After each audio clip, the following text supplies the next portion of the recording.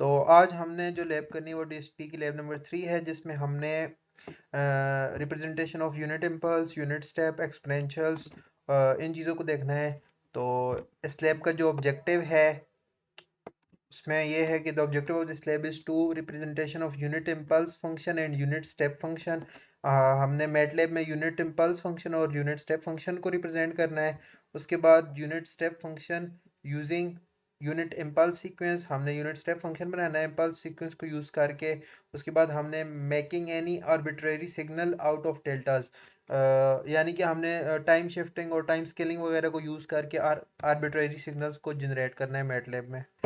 तो ये स्लैब का ऑब्जेक्टिव था। उसके बाद हमने टास्क परफॉर्म करने हैं स्लैब में। तो सबसे पहले जो टास्क है उसमें मैंने एक फंक्शन जनरेट करना है जो कि इम्पल्स सीक्वेंस को जनरेट करे। तो इस फंक्शन में सबसे पहले मेरे पास x और n जो हैं ये आउटपुट आर्गूमेंट्स हैं, और n0 n1 n2 ये इनपुट आर्गूमेंट्स हैं, जो कि मैंने इनको नीचे यहाँ पे डिफाइन किया है कमांड विंडो में मैटलैब की।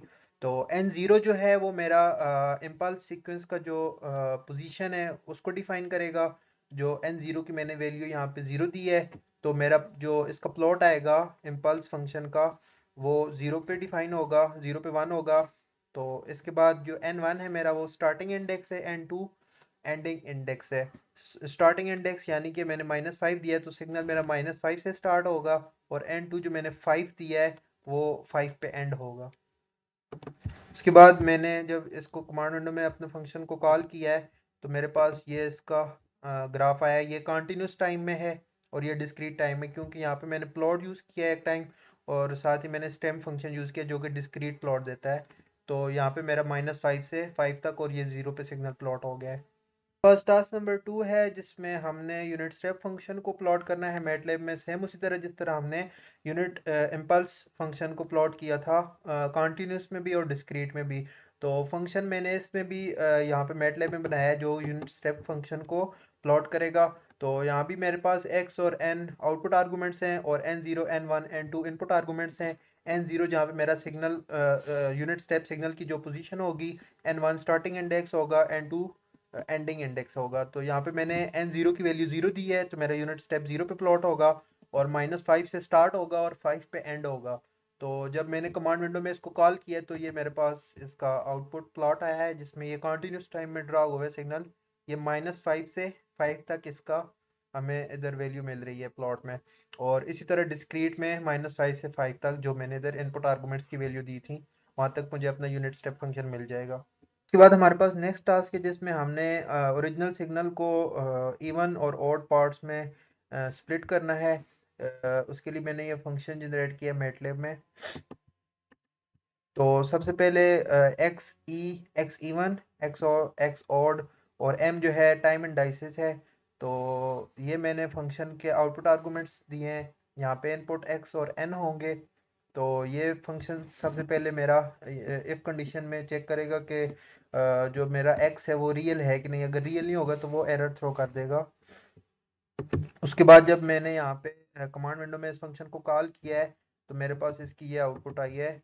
ये मेरे पास ओरिजिनल सिग्नल था 0 से 4 तक। मेरे पास इवन पार्ट आया है। इवन पार्ट जो होता है वो mirror image about y axis होता है।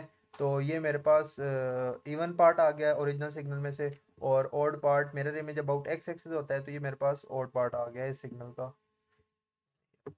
उसके बाद हमारे स्लेब का लास्ट टास्क है जिसमें कहा गया है कि impulse train can be used for sampling of continuous time signal.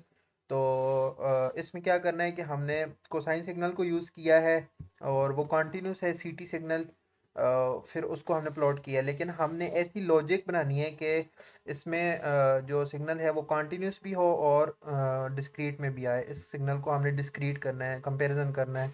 तो उसके लिए मैंने मैटलैब में ये चीज़ की है कि टाइम जो मेरा टाइम वेक्टर 30 उसको उसी तरह डिफाइन किया है जो कंटिन्यूस टाइम में मेरे पास था गिवन। और ये मैंने फ्रीक्वेंसी सेट की है कोसाइन सिग्नल की 1 पे। उसके बाद मेरे पास जो सीटी सिग्नल था कंटिन्यूस टाइम सिग्नल गिवन जो था वो कोसाइन वही है। उसके बाद मैंने इसमें सैम्पलिंग पैरामीटर्स को डिफाइन किया है जिसमें सैम्पलिंग फ्रीक्वेंसी मैंने 100 सेट की है।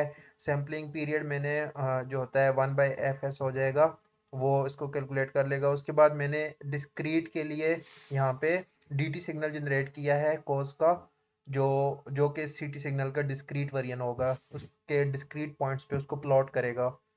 उसके बाद मैंने इनको प्लॉट किया है कंटिन्यूस टाइम और डिस्क्रीट टाइम के लिए, कंपैरिजन के लिए एक फिगर में। तो यहाँ पे मेरे पास इसका प्लॉट आ गया है। ये कंटिन्यूस टाइम सिग्नल है जो कि 0 से 2 तक डिफाइन है, कोसाइन सिग्नल है। और यहाँ लास्ट पे इसका डिस्क्रीट वेरिएंट आ गया है इस सिग्नल का, कंटिन्यूस टाइम सिग्नल का, जो कि सैंपल हुआ है डिस्क्रीट वैल्यूज पे। Thank you.